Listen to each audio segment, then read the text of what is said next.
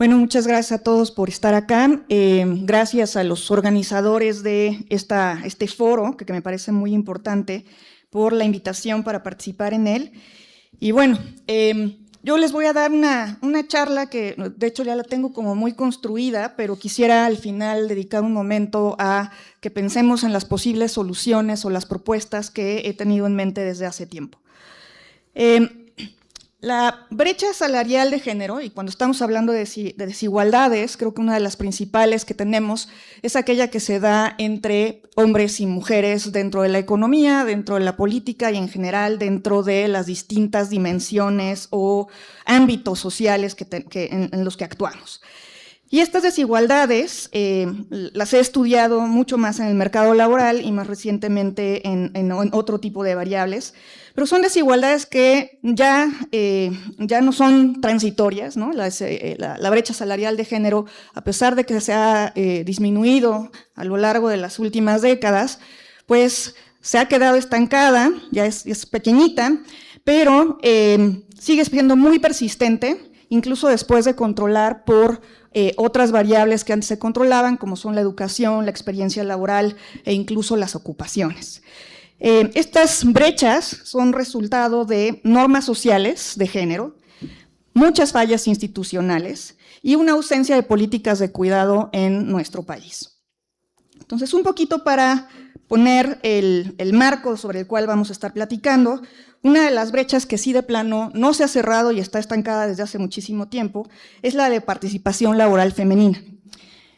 Más o menos el 46% de las mujeres participan en el mercado laboral, en contraste con 76% de los hombres. Esto es una brecha de 30 puntos porcentuales. ¿Por qué esto es importante? Sabemos que el hecho de que las mujeres trabajan las empodera y, como vamos a analizar más adelante, tiene resultados sobre otras dimensiones sociales como son la violencia de género. La brecha salarial es de alrededor del 20% en el empleo formal, pero en el empleo informal es muchísimo más alta, alrededor del 34%, esto con datos de la INEGI de 2024. En cuanto al trabajo no remunerado, las mujeres realizan 2/3 partes del trabajo no remunerado de los hogares. Esto equivale a casi el 24% del PIB. Entonces, si el trabajo no remunerado fuera un sector de la economía, representaría uno de los principales sectores económicos dentro de nuestro país. Si bien en algunas dimensiones, de acuerdo a este índice que hace el World Economic Forum sobre brechas de género, México ha ido avanzando en el tiempo y una de las brechas que se ha cerrado muy rápidamente fue la brecha política de género, ¿no? Ya tenemos representación paritaria en ambas cámaras, tenemos nuestra primera presidenta, pero una brecha que nos ha costado muchísimo cerrar es la brecha en igualdad económica. ¿Y a qué se debe esto? Principalmente a esta primera brecha que les mencioné acá arriba de la participación laboral femenina. Muy bien. En la agenda que he estado estudiando a lo largo de los últimos 15 años, una de las primeras cosas que estudié fue justo de dónde salía esta brecha. Y dado que ya no la podemos explicar a partir de brechas educacionales, de hecho ya muchas más mujeres o más mujeres asisten a la universidad que hombres, ¿no? Esto ya 51% de la matrícula son mujeres y el resto hombres. Y a nivel maestría, de hecho, hay más mujeres todavía, se rebasa ese 51%, creo que llega a 55%. Entonces ya no podemos explicar las brechas salariales como lo hacíamos antes, ¿no? Que las mujeres ganaban menos porque estaban menos educadas. Ahora, esta brecha salarial queda en este residuo, de acuerdo a estos modelos econométricos que nosotros usamos, y en este residuo pues hay muchas cosas, ¿no? Pueden ser normas de género, pueden ser discriminación, puede ser cosas que no logré controlar, que involucran la productividad. Entonces, a partir de esos resultados, empecé a pensar en, bueno, vamos a averiguar ahora cuáles son las causales de todas estas brechas. Y la primera que empecé a analizar fue justo la discriminación. Entonces, lo que hice fue hacer un experimento en campo, donde envié más de 8,000 CVs ficticios respondiendo a anuncios de trabajo que estaban en línea, Y ahí se encontró que las mujeres, en este experimento, enviamos CVs de hombres, CVs de mujeres, pero para cada uno de estos géneros variábamos una fotografía, porque desgraciadamente en este país todavía se incluyen fotografías en los CVs. Y lo que nos dimos cuenta es que primer resultado fue muy sorprendente, le hablaban más a las mujeres, que eran mujeres jóvenes, que a los hombres. Pensábamos que nos iba a salir el resultado opuesto, pero ahorita les explico por qué. El segundo resultado importante es que el tono de piel era fundamental para que le hablaran a una mujer y no era el caso para los hombres. Las mujeres indígenas tenían que enviar 24% más CVs que las mujeres blancas, y las mujeres casadas tienen 18 puntos porcentuales menos de probabilidad de obtener una llamada. La tasa de respuesta de este experimento fue del 15%. Entonces, básicamente, no le llamaban a las mujeres casadas. En otro experimento que elaboró mi coautor con una de sus estudiantes, analizaron el efecto de la obesidad. Y en el caso de las mujeres, no quiero decir que la obesidad resulta en una penalización, pero la delgadez resultaba en un premio. A las mujeres delgadas les llamaban mucho más que a las mujeres obesas o a los hombres con independencia de su peso. De estos dos estudios llegamos a una primera conclusión. Las características físicas de las mujeres son muy importantes para avanzar en un proceso de reclutamiento.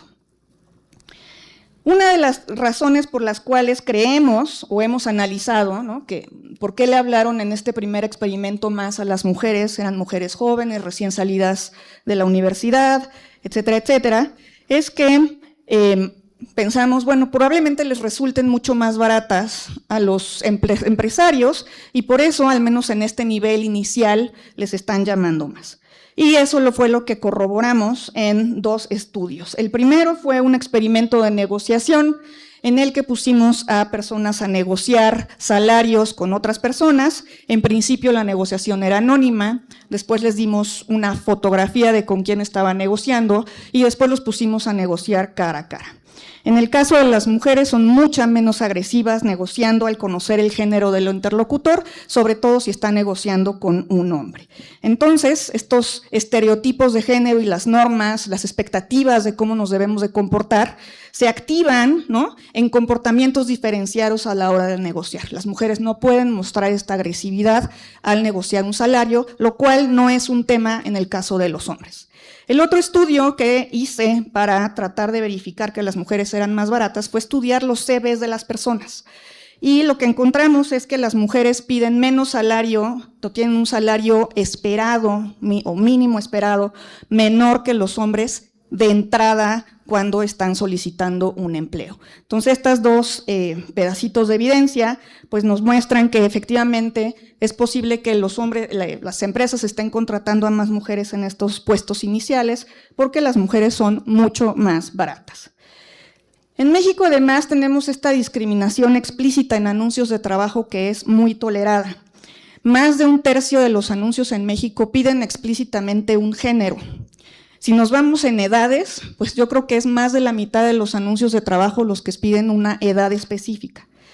Además, encontramos que los anuncios que piden mujeres y que piden una foto de manera explícita, que incluye en el CV, veíamos que ese tipo de anuncios que piden una foto no le llamaban a absolutamente ninguna mujer casada.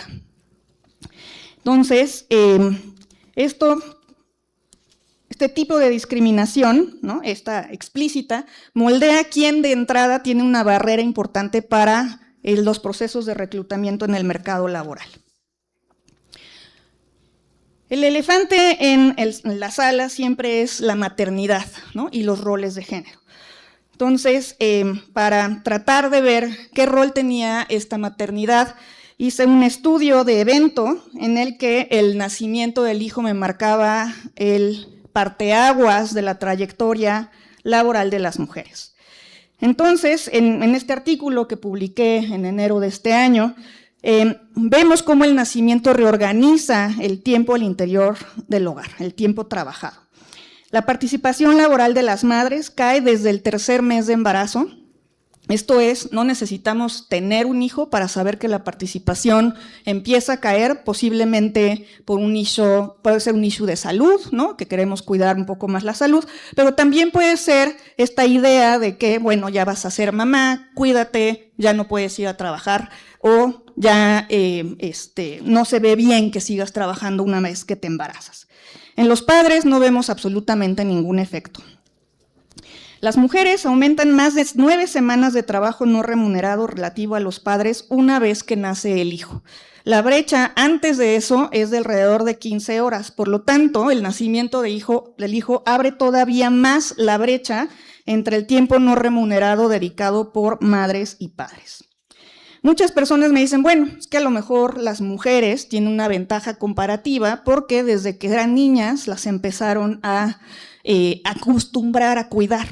Y esto es cierto, las niñas en el hogar absorben mucho más carga cuando nacen sus hermanos. Y esto refuerza esta reproducción intergeneracional de roles de género. También me han mencionado mucho el clásico o típico argumento de que esto puede ser mera biología, que las mujeres se tienen que recuperar del parto, de la cesárea, tienen que lactar y demás. Pero en este mismo estudio encontramos que las abuelas u otras mujeres que viven en el hogar también aumentan su trabajo no remunerado y en ese caso pues no hay un argumento biológico que hacer. En el caso de estas mujeres que están dentro del hogar donde ha nacido un niño, que no son la madre, vimos que atenúan mucho el impacto del trabajo no remunerado de los hijos en los padres, pero la carga total femenina de trabajo no remunerado en el hogar se acaba amplificando. Los padres con otra mujer en casa reducen el 43% de este trabajo adicional que les había traído el nacimiento de sus hijos. En el caso de las mujeres se reduce en 30%. Este hallazgo identifica que las normas de género al interior del hogar son un mecanismo de reproducción de la desigualdad y no solo se trata de las instituciones del mercado. Estas normas de género se traducen al final en estereotipos, ¿no? Tenemos una expectativa de cómo se deben de comportar los hombres y cómo se deben de comportar las mujeres. Si la norma es que debemos ser madres, entonces se espera que una madre cuide, una madre proteja, una madre sea amable y demás. Entonces, dado que no tengo datos para empresas privadas o públicas, me dediqué a analizar el rol de estos estereotipos en la academia donde sí hay datos. ¿Qué encontré? En las evaluaciones docentes analicé más de 600,000 evaluaciones de misprofesores.com. En este caso encontramos que las profesoras recibían calificaciones mucho más bajas en los rubros de ayuda y claridad en sus clases. Los estudiantes, en los comentarios que dejan en mis profesores, se referían a ellas más como maestra o por su nombre propio, y en el caso de los hombres se referían a ellos como doctor, licenciado o ingeniero. Las palabras de servicio favorecen mucho a las mujeres. ¿Qué me refiero con servicio? Nos da puntos, tenemos mucha asistencia, nos da buenas asesorías, se puede platicar con ella, es buena gente, es muy cordial, etc. Las palabras de exigencia y conocimiento en estos comentarios acababan perjudicándolos. ¿Qué pasaba en el caso de los profesores? Las palabras de exigencia y conocimiento los favorecen en la calificación, mientras que ser un profesor barco que ayude y dé puntos reduce su calificación. Es un efecto totalmente asimétrico, donde vemos que se evalúa muchísimo más la personalidad de las mujeres y sus conocimientos y experiencia o expertise las acaban perjudicando injustamente. En cuanto a evaluaciones académicas, tuvimos acceso a datos de las becas de posgrado, para estudios de posgrado en el extranjero del anterior CONACYT. En estos comités que se hacen, en los que evalúan, se asignan básicamente de manera aleatoria, así que teníamos diversas composiciones de género entre los evaluadores. Lo que queríamos analizar era qué ocurría cuando había una mujer en estas evaluaciones, si ayudaba o no ayudaba a las solicitantes de estas becas. Y lo que encontramos es que de hecho las evaluadoras mujeres asignaban alrededor de 0.12, 0.13 desviaciones estándar más de calificación a los solicitantes hombres y evaluaban más duramente a las mujeres, especialmente en medicina. ¿Qué quiere decir esto? Los estereotipos no solo son de los varones, también las mujeres somos muy susceptibles de estos estereotipos y puede que haya una especie de efecto de abeja reina, así se le llama en sociología, en la actitud que tienen las mujeres hacia otras mujeres. En el análisis de los cuestionarios que tenemos que responder cuando evaluábamos para estas becas, corroboramos que existen también muchos estereotipos, aquellas características que están relacionadas de nuevo con el servicio o la personalidad de los solicitantes favorecían a las mujeres, mientras que las que valoraban el conocimiento o capacidades de los solicitantes favorecían a los hombres. En una cruel resultado que encontramos fue que incluso en el historial académico salían mejor evaluados los hombres cuando las mujeres tenían mucho mejor promedio en el último grado. Todos estos estereotipos son muy internalizados. Las evaluadoras están penalizando a las solicitantes mujeres porque han internalizado también estereotipos de género en su campo. Añadir a más mujeres a estos comités no es suficiente si no se abordan las normas de género que dan forma a estos criterios de evaluación. ¿Qué tiene esto? Tiene implicaciones directas para los sistemas de evaluación académica y promoción en ciencia y tecnología. Tristemente, el rol de las mujeres ahí no fue el que deseaba encontrar. ¿Qué implicaciones tiene todo esto? La evidencia causal que tenemos sobre las políticas públicas nos dice que el cuidado institucional favorece la participación laboral femenina. Cuando se abrieron las estancias infantiles, las mujeres aumentaron su participación laboral. Las jornadas escolares extendidas, en un artículo que hizo uno de mis colegas aquí, creo que ya se fue, Francisco, encontró que las escuelas de tiempo completo aumentaban en 5.5 puntos porcentuales la participación laboral de las madres y esto equivalía a alrededor de 2 o casi 2 horas más de trabajo remunerado. El preescolar universal, cuando se introdujo también, aumentó la participación laboral de las madres en México, y en el caso de las transferencias monetarias se encontró que Progresa Oportunidades Prospera redujo la violencia doméstica al aumentar el poder de negociación de las mujeres. Varias de estas políticas públicas han desaparecido. Entonces, tenemos muchos pendientes. Tenemos pendiente un sistema nacional de cuidados. Tenemos pendiente analizar el impacto de la reforma constitucional que dicta que discriminar por salarios o pagar diferente por el mismo trabajo ya es discriminación, es completamente ilegal. Y también nos hace falta analizar el impacto del aborto legal en los estados, cosa que ya una de nuestros estudiantes está haciendo aquí en su tesis. ¿Cuál es la lógica subyacente de todo esto?